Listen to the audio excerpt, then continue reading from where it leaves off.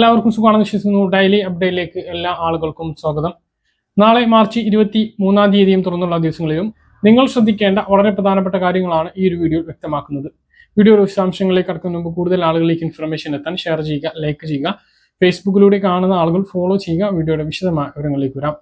നിയമസഭാ തെരഞ്ഞെടുപ്പ് ദിവസമായ ഏപ്രിൽ 9-ന് നെഗോഷ്യബിൾ ഇൻസ്ട്രുമെന്റ് ആക്ട് അനുസരിച്ച് പൊതു അവധി പ്രഖ്യാപിച്ച് സംസ്ഥാന സർക്കാർ ഉത്തരവിറങ്ങി. അന്ന് സംസ്ഥാനത്തെ വാണിജ്യ സ്ഥാപനങ്ങളിലെയും മറ്റ് സ്വകാര്യ സ്ഥാപനങ്ങളിലെയും എല്ലാ ജീവനക്കാർക്കും ശമ്പളത്തോട് കൂടിയിട്ടുള്ള അവധിയായിരിക്കും. Kerala shop and commercial establishment act പ്രകാരമുള്ള എല്ലാ സ്വകാര്യ സ്ഥാപനങ്ങൾക്കും സംരംഭങ്ങൾക്കും സ്വകാര്യ വ്യവസായ കേന്ദ്രങ്ങൾ, മറ്റു സ്വകാര്യ സ്ഥാപനങ്ങൾ എന്നിവയ്ക്കും അവധി ബാധകമായിരിക്കും. ഇത്തരം സ്ഥാപനങ്ങൾ ജീവനക്കാർക്ക് ശമ്പളത്തോട് കൂട്ടിയിട്ടുള്ള അവധി നൽകണം. നിയോജക മണ്ഡലത്തിന് പുറത്ത് ജോലി ചെയ്യുന്ന ദിവസവേതന തൊഴിലാളികൾ, താൽക്കാലിക തൊഴിലാളികൾ ഉൾപ്പെടെയുള്ള ജീവനക്കാർക്കും ശമ്പളത്തോടു കൂടിയുള്ള അവധി അനുവദിക്കണം എന്നും ഉത്തരവിൽ വ്യക്തമാക്കുന്നു. ബാങ്ക് അക്കൗണ്ടുള്ളവർ ഏപ്രിൽ 1 മുതൽ ശ്രദ്ധിക്കേണ്ട വളരെ പ്രധാനപ്പെട്ട കാര്യങ്ങളാണ് പറയുന്നത്. ഏപ്രിൽ 1 മുതൽ ഇന്ത്യയിലെ ബാങ്കിംഗ് മേഖലയിൽ വലിയ മാറ്റങ്ങളാണ് വരുന്നത്. ATM ഇടപാടുകൾ, പിൻവലിക്കൽ പരിധി, സർവീസ് ചാർജുകൾ തുടങ്ങിയവയാണ് ബാങ്കുകളിൽ പുതിയ പരിഷ്കരണങ്ങൾ ഏർപ്പെടുത്തിക്കൊണ്ട് നടപ്പിലാവാൻ പോകുന്നത്. പുതിയ സാമ്പത്തിക വർഷത്തിൻ്റെ തുടക്കത്തിൽ പ്രധാന മാറ്റങ്ങൾ പ്രാബല്യത്തിൽ വരും. HDFC ബാങ്കുമായിട്ട് ബന്ധപ്പെട്ട മാറ്റങ്ങൾ എങ്ങനെയാണ്? UPI ഉപയോഗിച്ചുള്ള ATM പണം പിൻവലിക്കലിന് ഇനി മുതൽ നിയന്ത്രണങ്ങൾ ഉണ്ടാകും. ഇതുവരെ പ്രത്യേക വിഭാഗമായി കണക്കാക്കിയായിരുന്നു UPI വഴിയുള്ള പണം പിൻവലിക്കൽ. ഇനി മുതൽ മാസത്തെ മൊത്തം സൗജന്യ ഇടപാടുകളുടെ പരിധിയിൽ ഇവ ഉൾപ്പെടുത്തും.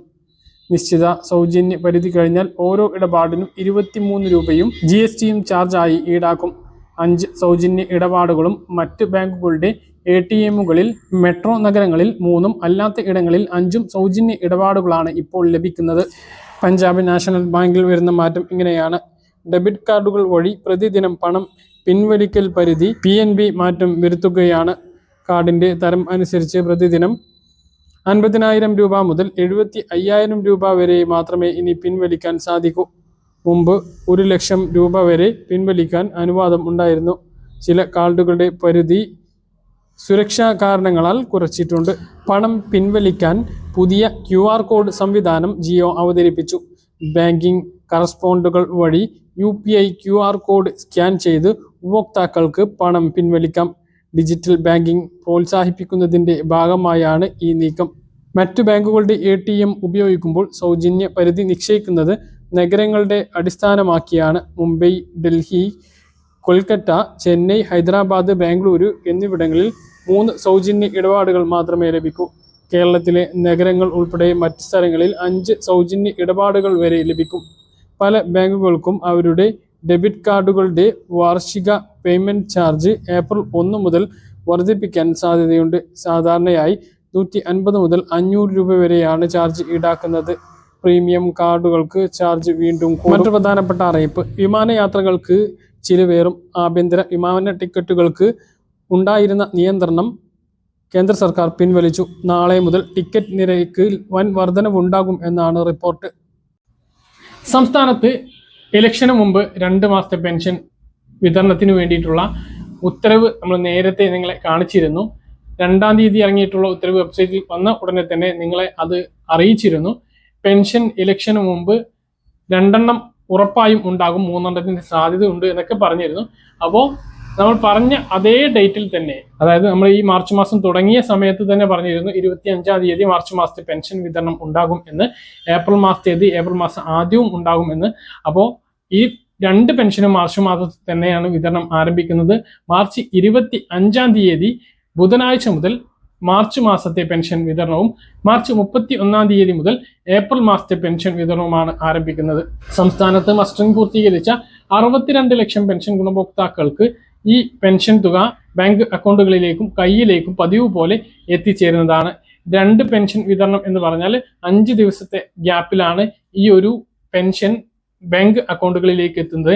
കയ്യിൽ മിക്കവാറും പല ആളുകൾക്കും ഒരുമിച്ച് ലഭിക്കാൻ സാധ്യതയുണ്ട്. കാരണം വിതരണം ചെയ്യുന്ന ആളുകൾ സൗകര്യത്തിന് വേണ്ടിയിട്ട് ഇത് 2ാമത്തെ പെൻഷൻ നേരത്തെ ലഭിക്കുകയാണ് എങ്കിൽ 2ഉം ഒരുമിച്ച് വിതരണം ചെയ്യാൻ സാധ്യതയുണ്ട്.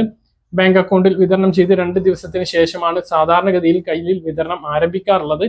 എന്തായാലും ഇലക്ഷൻ നടക്കുന്ന ഏപ്രിൽ 9 മുമ്പ് 4000 രൂപ 2 തവണകളായിട്ട് എല്ലാവരുടെ ബാങ്ക് അക്കൗണ്ടുകളിലും കയ്യിലും എത്തിച്ചേരുന്നതാണ്. പെൻഷൻ വിതരണവുമായി ബന്ധപ്പെട്ട ഏറ്റവും പ്രധാനപ്പെട്ട അറിയിപ്പ് ഇതാണ്. മാർച്ച് 25-ാം തീയതി വൈകുന്നേരത്തോടു കൂടി ബാങ്ക് അക്കൗണ്ടുകളിലേക്ക് തുക എത്തിച്ചേരുന്നതാണ്. 2000 എത്തുമ്പോൾ കേന്ദ്ര വിഹിതം, ദേശീയ പെൻഷൻ പദ്ധതി പ്രകാരമുള്ള ഇന്ദിരാഗാന്ധി വാർദ്ധക്യകാല പെൻഷൻ, ഇന്ദിരാഗാന്ധി ഭിന്നശേഷി പെൻഷൻ, ഇന്ദിരാഗാന്ധി വിധവ പെൻഷൻ ഇവയൊക്കെ വാങ്ങുന്ന ആളുകൾക്ക് 300, 200, 500ന്റെ കുറവുണ്ടാകും. ആ ഒരു തുക 4-5 ദിവസത്തിനുള്ളിൽ അക്കൗണ്ടുകളിലേക്ക് എത്തിച്ചേരുന്നതാണ്. പതിവ് പോലെ സംസ്ഥാന സർക്കാർ അത് വിതരണം ചെയ്യുന്നതിന് വേണ്ടിയിട്ടുള്ള തുക മുൻകൂറായി അനുവദിച്ചിട്ടുണ്ട്. കാരണം കേന്ദ്ര സർക്കാർ ഇത് 1 വർഷത്തിലധികമായിട്ട് ഈ ഒരു തുക തരുന്നില്ല. മുൻകൂറായിട്ട് സംസ്ഥാന സർക്കാർ തന്നെയാണ് ആ ഒരു തുക നൽകുന്നത് എങ്കിലും വിതരണം ചെയ്യാൻ സംസ്ഥാന സർക്കാരിന് അധികാരം ഇല്ലാത്തത് കൊണ്ടാണ് ഈ തുക ഇത്രയും ദിവസം താമസിച്ച് വരുന്നത്. മറ്റൊരു പ്രധാനപ്പെട്ട കാര്യം, സ്ത്രീ സുരക്ഷാ പെൻഷൻ 2 ഗഡുക്കൾ വിതരണം ചെയ്തു. അതായത് ഫെബ്രുവരി മാസത്തിൽ അപേക്ഷിച്ചിട്ടും ലഭിക്കാത്ത ആളുകൾക്കുള്ള 2ാം ഘട്ട വിതരണവും മാർച്ച് മാസത്തെ സ്ത്രീ സുരക്ഷാ പെൻഷൻ കൂടി 2000 രൂപ അങ്ങനെയുള്ളവർക്ക് വിതരണം ചെയ്തപ്പോൾ ആദ്യം ഫെബ്രുവരിയിൽ ലഭിച്ചിട്ടുള്ള ആളുകൾക്ക് മാർച്ച് മാസത്തേത് വിതരണം ചെയ്തിട്ടുണ്ട്. ഇനി ഏപ്രിൽ മാസത്തേത് ഇലക്ഷന് മുമ്പ് വിതരണം ഉണ്ട് എന്നാണ് അറിയുന്നത്. അപ്പോൾ അത് ഉടനെ തന്നെ നിങ്ങളുടെ അക്കൗണ്ടുകളിലേക്ക് എത്തിച്ചേരുന്നതാണ് എന്നുള്ളതാണ് സ്ത്രീ സുരക്ഷാ പെൻഷനുമായി ബന്ധപ്പെട്ട് അറിയിക്കാനുള്ളത്. മറ്റൊന്ന് കെട്ടിട നിർമ്മാണ തൊഴിലാളി പെൻഷന്റെ കാര്യമാണ്. കെട്ടിട നിർമ്മാണ തൊഴിലാളി പെൻഷൻ ഉടൻ എത്തിച്ചേരും. കുടിശ്ശിക ഉണ്ട് എന്നാണ് അറിയുന്നത്. മുഴുവൻ കുടിശ്ശികയും ലഭിക്കാനുള്ള സാധ്യതയുണ്ട്.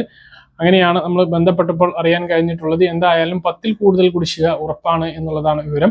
അപ്പോൾ 18 മാസത്തേതാണ് ലഭിക്കാനുള്ളത്. അത് മുഴുവൻ ലഭിക്കുകയാണെങ്കിൽ 18,600 രൂപയോളം ഓരോ ആളുകൾക്കും എത്തിച്ചേരുന്നതാണ്. 1,600 വെച്ച് തന്നെയാണ് ഇപ്പോഴും കെട്ടിട നിർമ്മാണ തൊഴിലാളി പെൻഷൻ വിതരണം ചെയ്യുന്നത്. പ്രവാസി പെൻഷനും തീർച്ചയായിട്ടും മുടങ്ങുന്നുണ്ട്. അതും ഈ ഇലക്ഷന് മുമ്പ് മാക്സിമം ലഭിക്കുന്നതാണ്.